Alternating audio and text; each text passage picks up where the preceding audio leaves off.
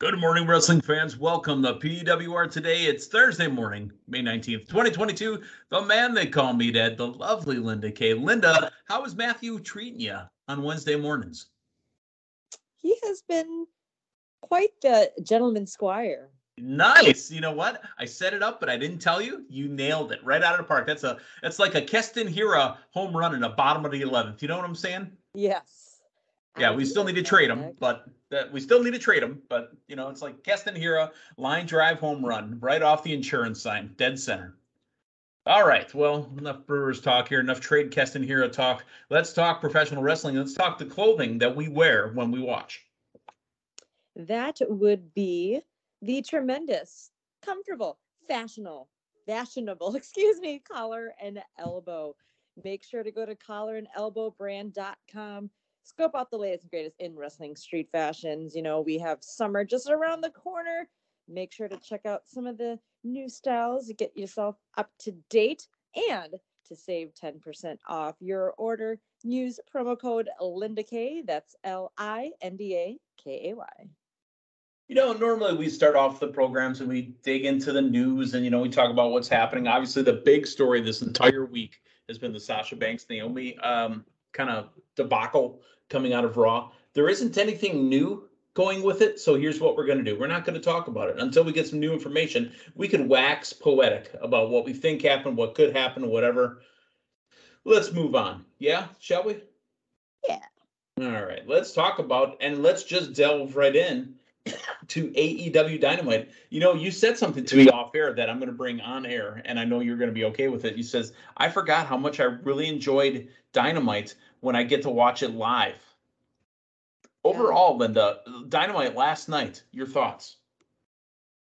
Really action-packed. It was hard to really try to skim through anything if I needed to for time permitting. I just really wanted to enjoy every minute of the action, as I just mentioned, but just a lot going on, a lot building up to Double or Nothing. So I definitely wanted to tune in and catch every bit, not just the matches, but I mean, lots of great promos throughout the whole episode as well.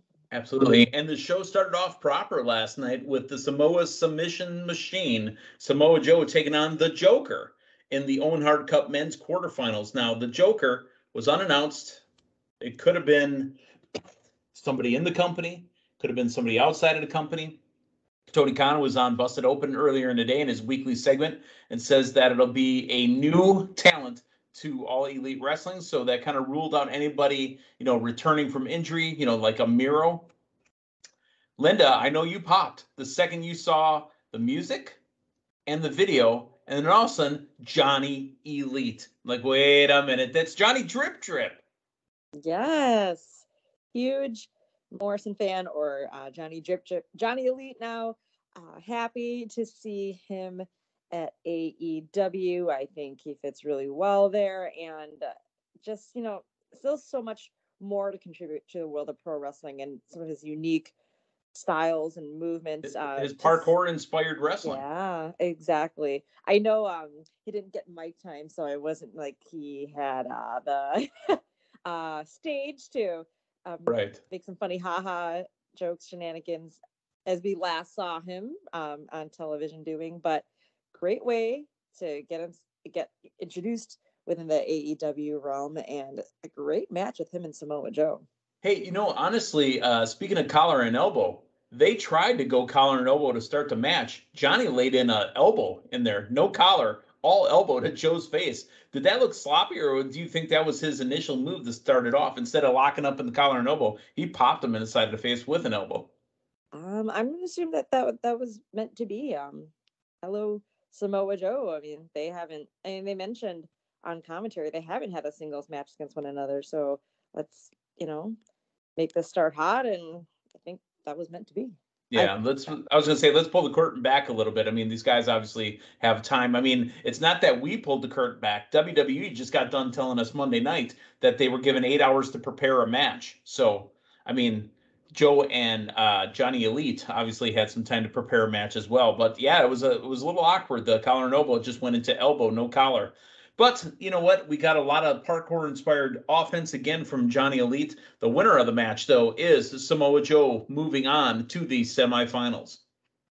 Yeah, I felt Samoa Joe was going to come through with this one. I wasn't sure if there was going to be some interference during the match, that is, from Jay Lethal, Sanjay Dutt, and the huge, what was the nickname they gave him? But we got that after the match, and I... One in a million. Mm-hmm. Oh, the former Pittsburgh Pirate. No, not Veer. Oh. No, that was you're thinking Satnam Singh is the one that's in All Elite. Veer is the former Pittsburgh Pirate. He played for the Mavericks. My bad. That's right. I'm getting my sports mixed up. Excuse me. I'm sorry. But that's okay, because what's happening though is AEW is doing the same kind of thing that WWE is doing. They're taking this Indian-looking based wrestler who had a former professional background and now trying to push him at the same time. Right. Yeah, Satnam Singh with Jay Lethal with Sanjay Dutt, and they attacked Joe again. So, honestly, the best friends came out with the help. Roppongi Vice as part of the best friends there, along with Chuck Taylor, the Kentucky gentleman, Chuck Taylor, by the way. The other gentleman. Yeah, you being not the gentleman squire, Matthew Thomas, but you being a Kentucky girl, part-time now, a Louisville girl, if you will. Yeah. Here comes Punk out to commentary. I've got to say this, and Linda, I'm not offering an opinion on this, but I am. I have no problem with everybody having their own opinions, but when I walk into, let's say where I walk into my school where I go to take my classes, and when you walk into, say, Nova Fitness and where you go to take classes, you're just focused on what you're doing. Do you like it when other people bring other stuff in there? Do you just want to focus on what you're doing, right? You're taking class, you're training class, you're exercising, you get your mind right. I don't like that Punk wore a shirt with an opinion on it. That's really all it is. I could agree with it. I could not agree with it. That's not the point. I don't want that fed into my wrestling. Yeah, I mean, as it's commonly said, wrestling or sports or something else you might enjoy, it's a little fantasy to escape from other things. So while I was surprised to see him wear that, I also wasn't, because he does tend to wear shirts that express other things. I'm okay with him having his opinion. Like I said, I just don't want it in my wrestling. That's all. Yeah, and I'm not saying I'm against or for it. That's neither here nor there. So. But he was up on commentary, but that shirt was out front and center. So he was on commentary for the match between the AEW World Heavyweight Champion Adam Page and I apologize, but I have no idea who Takeshita is. Is that a New Japan talent? And I was listening to commentary clearly, and I still have no idea who he is. Yeah, but I must say I did enjoy their match as a whole. Match as a whole, yeah, it was great. Great, yeah. I mean, I guess I just... He's a big guy, too. I guess I'll just take it as, I know he's not a brand new talent into the world of pro wrestling. Right. Obviously, they mentioned, I think he's been training since he was 16. But to me, he's brand new. But I mean, I'm just going to take that as if he's just, a new talent that's a regular at AEW. But I mean, I don't know how that match came together, but I definitely enjoyed seeing the different styles and a lot of back and forth. And, I figured Adam Page would win, but man, it seems like for some time, like there could be a shocker there. Yeah, and he wrestled a great match. If I didn't know who either of these guys were and I walked in and I saw this match, I'd be like, holy crap, what was that? That was amazing. Yeah. But because we know that Adam Page is the AEW World Champion, because we know that Punk is at commentary and they're building towards their pay-per-view title match, that kind of Takeshita, he, was there to just look good, and he did. I thought he looked really good, and I thought he made Page look good as well. Page and Punk with a stare down on the ramp. By the way, I think I've made it known on this program before, Linda. I don't know if I've told you directly. Not a fan of the elevated stage. Just because when it connects to the ring like that, you mean? Yes, correct. Well, I mean, it can be utilized for certain spots, I guess. To me, sure. To me, it's one thing if the stage is there forever. It's another thing if it's never there forever and it's a pay-per-view thing. Mm-hmm. But there was no rhyme or reason why I was there today. Excuse me, last night. Maybe it's here to stay now. Or maybe it's just that's the way the building is built. I mean, who's to say? But I don't particularly like it because I think there's a safety issue with it. When the guys come out from the entrances and then, have the elevated stage and then walk down the ramp and then walk on the arena floor, I like that. And then that way they can come up to the ring. I like the ring being elevated. I don't like the standing alongside the ring. I think honestly, it's like looking down at the ring. I mean, that's just how I feel. So. Yeah. Well, I will say I liked the stare, and I think it was a good call for Adam Page to then walk by CM Punk. I think so. We still have next week leading up, as we've said. Sure. And my guess will be it's a Punk match with Page on commentary, which, okay, cool. Let's do it. Let's go. The Dark Order and Fuego del Sol challenging the House of Black to a trios match for Rampage. Fuego del Sol, being as small as he is, he really is picking the fight with the big guys. But at least he's got backup now with the Dark Order. And I like the little mask thing that they're doing. So he picked the two masked members of the Dark Order, 10 and Evil Uno. Yeah. I didn't even put 2 and 2 together with that one. Well, it's 1 and 1 and 1 together. It's 3. I have Milwaukee Public School education, but I think it was 1 + 1 + 1 on that one. I'm giving you a hard time. Sorry. Math on the air is something we probably shouldn't be doing. But yes, I like the little masked trios that they have there. I just hope that they don't unmask anybody, because I got a feeling that this team will get destroyed. I just don't want the House of Black pulling the masks off of them. Oh, you put a lot of things into my mind there, Meathead. I was not expecting that either. Hey, let me put one more thing in your mind here. If you win your first tag team match in AEW, should you be the number 5 ranked tag team? I don't know how the total rankings or how the ranking system entirely works at AEW, Meathead. Neither do I. Maybe they've had some matches on Elevation, maybe? But that counts towards their record. Right. So like if our kid that wears the fanny pack won a match and then his next match, it would say his total record in AEW, right? It would be like, I don't know how many matches Cal's had. He'd be 1 and 4 or 2 and 4 or whatever it is, right? I guess I don't catch everything right off the bat there. I didn't catch their That's okay. The Realist Swerve Strickland and Limitless Keith Lee take on the Workhorsemen, Kevin Owens' dad, JD Drake, and Anthony Henry. Sorry. Again, once I saw that joke, I just can't let it go. That guy looks like Kevin Owens' dad. Dad, you're embarrassing me. Get down. Sorry. But I do love the team of Swerve Strickland and Limitless Keith Lee. Kind of a squash match here, but the bigger part that happens afterwards is the fact that here comes Powerhouse Hobbs, Ricky Starks. I loved the snaps that they had back and forth on each other. You look like a bar of soap with a pearl necklace. Yeah, that one. There was some good ones in there. Talking about Swerve Strickland, talking about Keith Lee, and then here comes the Jurassic Express, and Christian doing the talking for the team has challenged the other 2 teams to a trios would be 3 members, but this is a triple threat tag team championship at All or Double or Nothing for AEW at the pay-per-view in 2 weeks. It's going to be those 3 teams going for the AEW tag team championships. I smell a title change. Yeah, I do too. I like this match going in.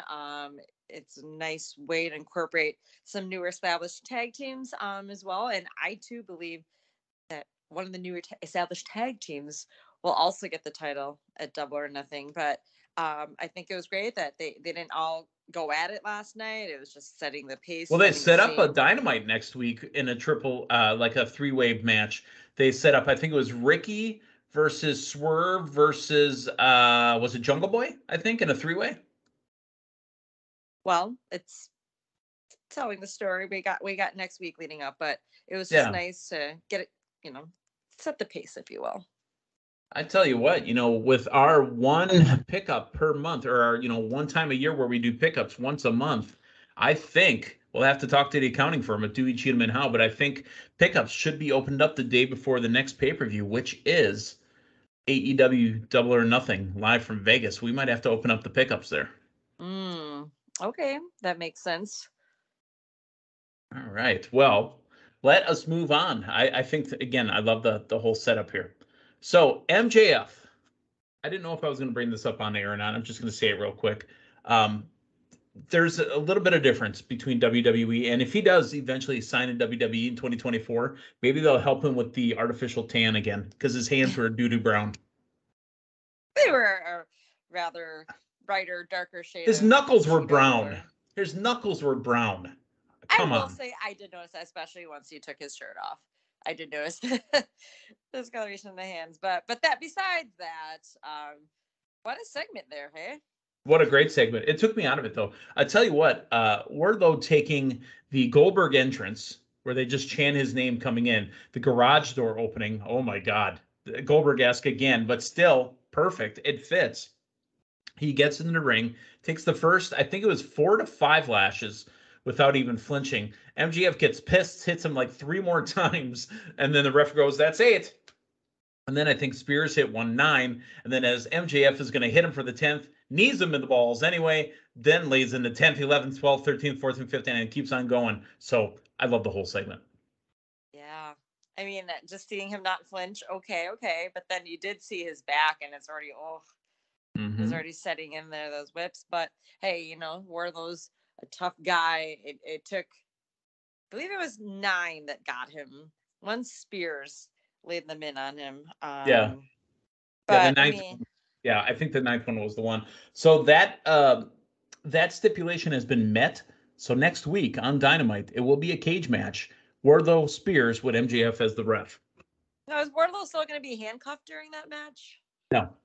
Oh, just curious.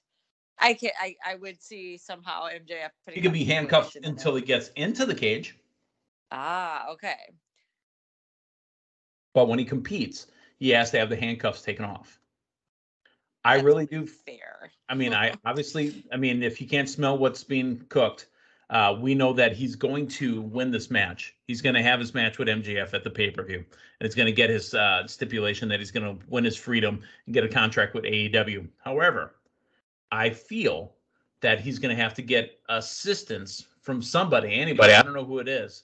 I don't know if he's going to bring Spears into the cage and throw Spears bring MJF into the mix and throw MJF into there. Does another ref come in the cage and count to 1, 2, 3? We'll have to see how it plays out. But yeah, this is going to be this is Wardlow's match to lose. Yeah.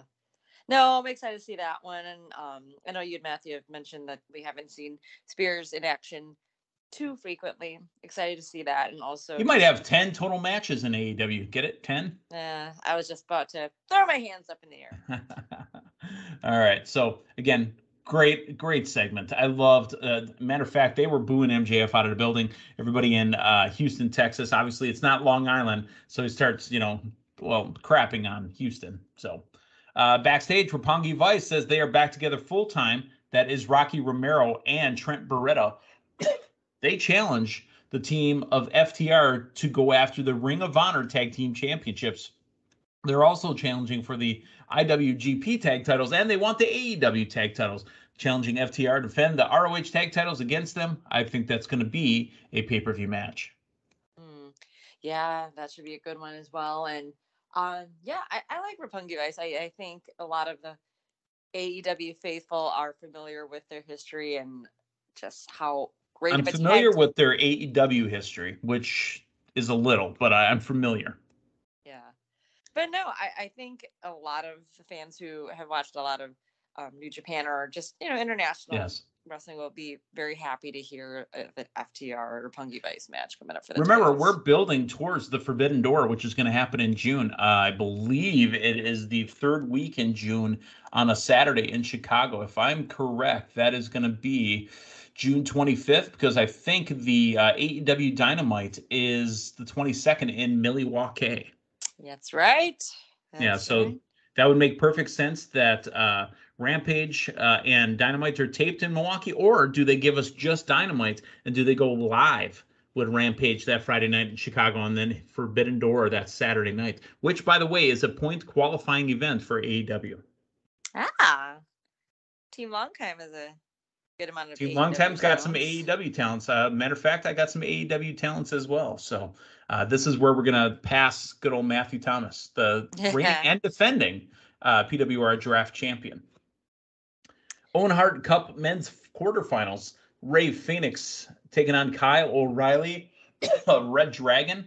And I really didn't think there was any chance that it wasn't going to be Kyle O'Reilly because they have that background story of the Undisputed Elite kind of heading towards the tournament, trying to get 1, trying to get 2, trying to get how many people they can get into the tournament. Your winner of the match, Kyle O'Reilly via submission with a Fujiwara armbar. How about that setup into that final sequence? Man, yeah. I love watching Kyle O'Reilly and just seeing the different caught him in midair with it. Yeah, just practicing jiu-jitsu as well. Like I definitely enjoy his style. I always have. Great to see him there, and also great to see his emotion being in this Owen Hart tournament. Yes, you definitely saw that in the ring. Because Kyle O'Reilly's Canadian as well, right? That's what it's all about. Yeah. Yep. William Regal and Bryan Danielson come out together along with Eddie Kingston and Proud and Powerful. That's Santana Ortiz. They come out with Jon Moxley. They are all followed by the Jericho Appreciation Society, who scream at the fans and cut off the music so they can't sing along with it. That is what they should have been doing the whole time. They've been heels. You know what? You appreciate me. That's great. You want to sing along, but we're heels. So I'm turning the music off. This got deep and it got personal quick. I didn't like the constant barrage of William Regal and his substance abuse. It was uncomfortable. It was uncomfortable. You gotta believe it was discussed upon, and of course it was. But I mean, it definitely built more emotion into this, just bringing real life. I mean, even the stuff with him and Moxley are being mentioned and about substance abuse as well. So, but yeah, hey. Well, it also mentioned toothbrushes up the ass. So. Yes, so it kind of evened out right there. There could be some truth there, just like piss in the tea, I believe, was mentioned as well. Piss in your tea, cup of tea full of piss. Yeah. Oh, it got gruesome. I love the team that they have together right now with Blackpool Combat Club. Remember, Wheeler Yuta was in Japan in a tournament, so they had Kingston, Proud and Powerful, Santana Ortiz. Then they had Danielson and Moxley. That's a great. I loved. Matter of fact, Jericho saying, "We're going to take you on in a match we created and made great. How about the third ever stamp?" No, I ain't doing that shit. No. That was funny. I mean, that got me. I mean, hey, they are sports entertainers, and sports entertainers. Definitely a sports entertainment style match. But yeah, even Moxley up, that was something for another time. This is now I'm like, because that was during COVID, it was recorded, and he's like, we're gonna keep your asses live. Yeah. In front of people. Yeah. Mm-hmm. And then just I enjoyed the tension as well. Eddie Kingston, Daniel Bryanson with that looked good too. Yep. All right. Another joker, the Owen Hart Cup women's quarterfinals. Dr. Britt Baker, DMD, with Rebel and Jamie Hayter. Maki Ito, the Fallen Idol. This is the chick that we've seen before, and they even flash back to it. It was Britt Baker's tag team partner at AEW Revolution in 2021. This was a squash match, and I thought it was I don't know. It was a huge squash match that I really didn't think we needed. I didn't get anything from this. It gave its funny haha moments, and the crowd was aware of Maki and her shenanigans. Yeah. But yeah, I mean, I guess going in there were the rumors are rumors. That could have been a husband and wife, combination as far as the jokers coming out. I was expecting Taya Valkyrie, to be honest with you, but I don't know if maybe that just would have been something too obvious. But with Elite coming out at the beginning. But no, I mean, obviously Britt Baker definitely felt that she'd come through with the win, and she did. And we still had a stare down though after the match. Again, a lot of stuff happening after the matches last night. A lot of pay-per-view setups. Yeah. That lady that lady started going after you also came out last night. She's on team they call Meatheads, Serena Deeb. She's tired of listening to Tony talk. Everybody keeps trashing Tony Schiavone. Jade Carca's like, cut the shit. which I don't like the line, but she's on the team they call Meatheads. And so is Serena Deeb. That means I have like 4 or 5 women on my team, if I'm not mistaken. And you know what else I caught wind of last night? Getting a slap from Serena Deeb, because I did get a slap from Serena Deeb. Oh, yeah. Last year. Yeah.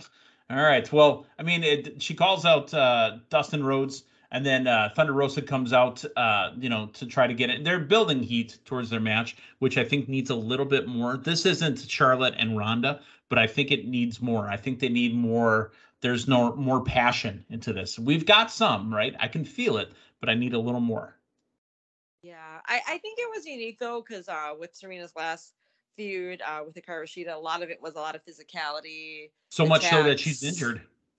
Right. That now we get to hear her speak more, and it wasn't any screaming or yelling. It was, right. I mean, yelling meaning like directly at one. She was, stating the truths, the facts of what she went through. I mean, just hearing that, I was like, oh yeah, because we do remember that time and how different it was for women in wrestling. So I could feel that in her delivery as well. So cool to see that, just like that emotion, and just something different, like I mentioned, as far as Serena's previous feud. So I did like that aspect of it. And then we saw again have next week, and she laid it down with the attack, grabbing the belt. So I'm expecting more next week.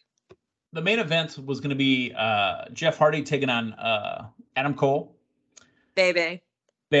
So I'm telling you right now, an AEW fan are going to the show, the top song they want to hear, it's not even Judas anymore. They want to sing along to It's All About the Boom.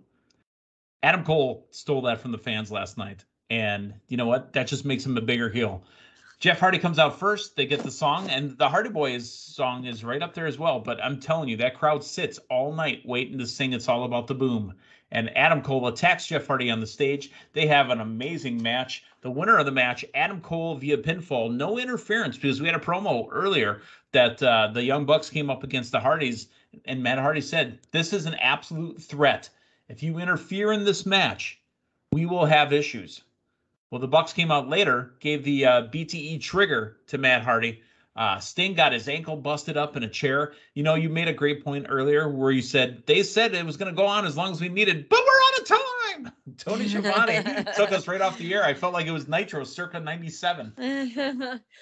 Yeah. So you're telling me last night's audience in Houston got screwed out of singing Judas, got screwed out of singing All About the Boom, and screwed out of getting the full Hardys intro and dancing.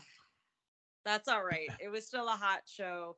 I'm sure they went home happy, and anticipating next week. Now that you put it out there, now that you put it out there like that, that's the top 3 songs. I mean, matter of fact, Jurassic Express didn't come out to music either. They did, but it was only for like 10 seconds. Right. Wow. Houston, you got jobbed. Well, in turn, they got a hot show. So there you go. Yeah. All right. Well, that is it. We have broken down for you tomorrow morning. Linda, join me again. It's going to be you and me getting us ready for Rampage, getting us ready for SmackDown. Yeah.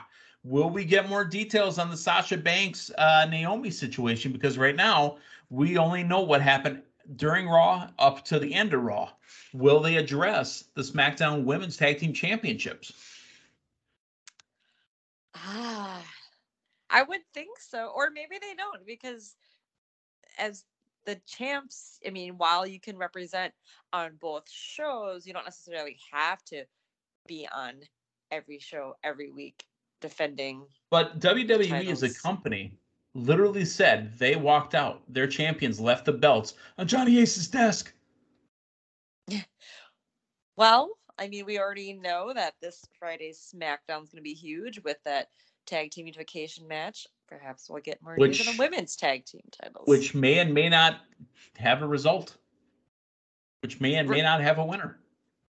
But we're going to go into the night hoping for something. Yeah, hoping for something. So for Linda Kay, the man they call Meathead, hey, thanks for stopping by. We will talk to you, both of us, tomorrow morning. So long, everyone.